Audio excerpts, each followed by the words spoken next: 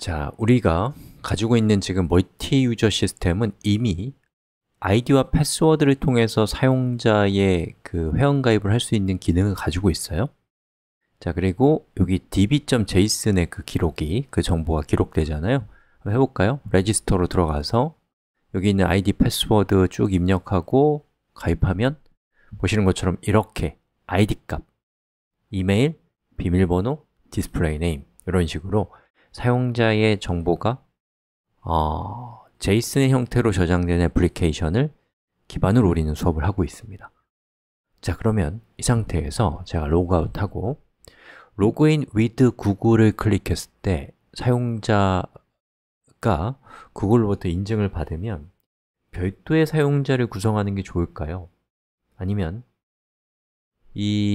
만약에 그 사용자가 이메일 주소가 같다면 같은 사용자로 간주해서 같은 아이디를 공유하는 게 좋을까요?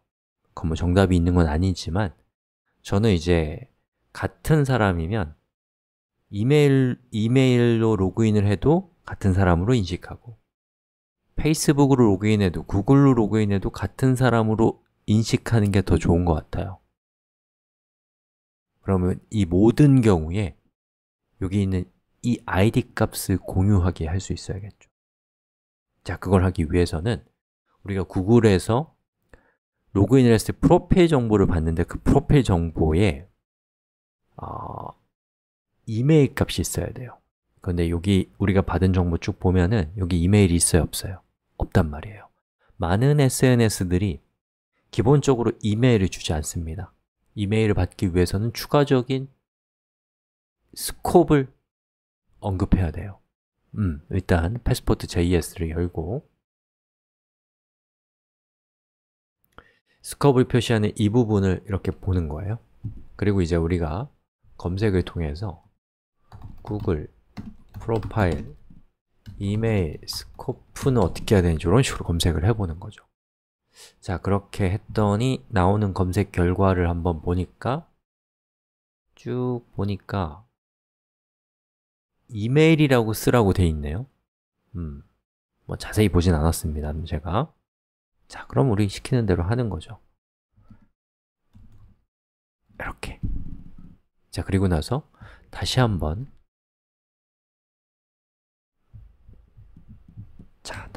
우리 로그인을 시도해 봅시다.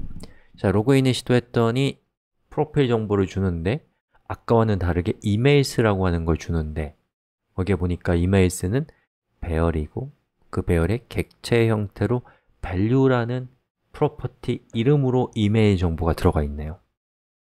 자, 그러면 우리 이 점에 착안해서 사용자의 이메일을 한번 출력을 해보려면 이메일은 프로파일에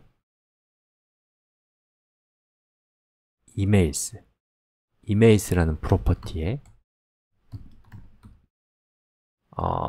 배열이거든요, 배열.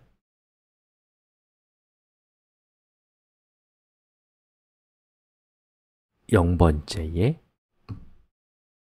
value 이렇게 하면 이메일이 될 것 같아요. 자, 그러면 그렇게 가져온 이메일 정보를 우리가 db.json의 이 정보에 저 이메일 값 다시요. 여기 있는 구글이 우리한테 준 이 사용자의 이메일과 일치하는 사용자가 있는지 없는지를 체크해서 있다면 이 사용자의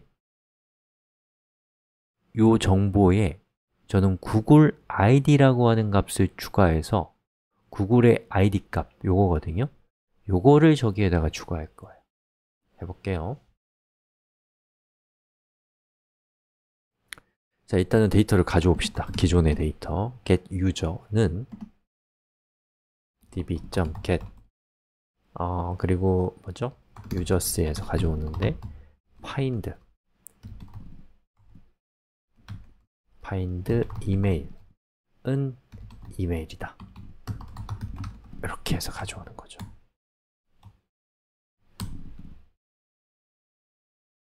자, 그렇게 해서 가져온 결과에 우리가 구글 id는 무엇이다 라고 하는 값을 주는 거예요. 프로파일에 id 이렇게 해서, 그리고 나서 이 유저의 값이 변경됐겠죠? 그거를 이제 다시 유저스에다가 추가하는 거죠. db get users 해서 find, 기존의 값을 find 해서 id는 유저의 id로 find 하면 훨씬 더 정확하겠죠? 그리고 assign으로 우리가 가져온 이 유저 객체를 주는 거예요. write.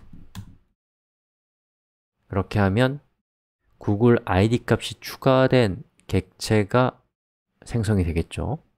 디스플레이 네임 같은 경우는 갱신할 수도 있고 안 할 수도 있는데 일단 넘어갑시다. 자, 그리고 나서 그 작업이 끝나면 don't, null, 그 다음에 여기 있는 이 유저 값을 주는 걸 통해서 로그인을 끝내는 거죠. 해볼까요? 자, 이렇게 돼 있고요. 그리고 우리 db.json 파일을 이렇게 열어봅시다. 자, 지금 구글 id 값은 없는 상태예요. 자, 로그인 위드 구글을 클릭하면, 자, 보시는 것처럼 구글 id 값이 추가가 됐고, 여기에서 don에 의해서 이 정보가 들어가고 이 정보 안에는 id 값이 있는데, 이 id 값은 보시는 것처럼 serialize user에서 id 값을 색출하고 있잖아요. 그리고 deserialize user에서는 id 값을 기반으로 해서 유저를 가져와서 이 request.user 정보를 세팅해주고 있는 상태고요. 자, 이런 식으로 처리를 한 것이죠. 자, 이렇게 해서 우리가 연동하는 방법을 살펴봤는데요. 조금 보완할 것들이 있어서 우리 다음 시간에 보완할 부분들을 조금 살펴봅시다.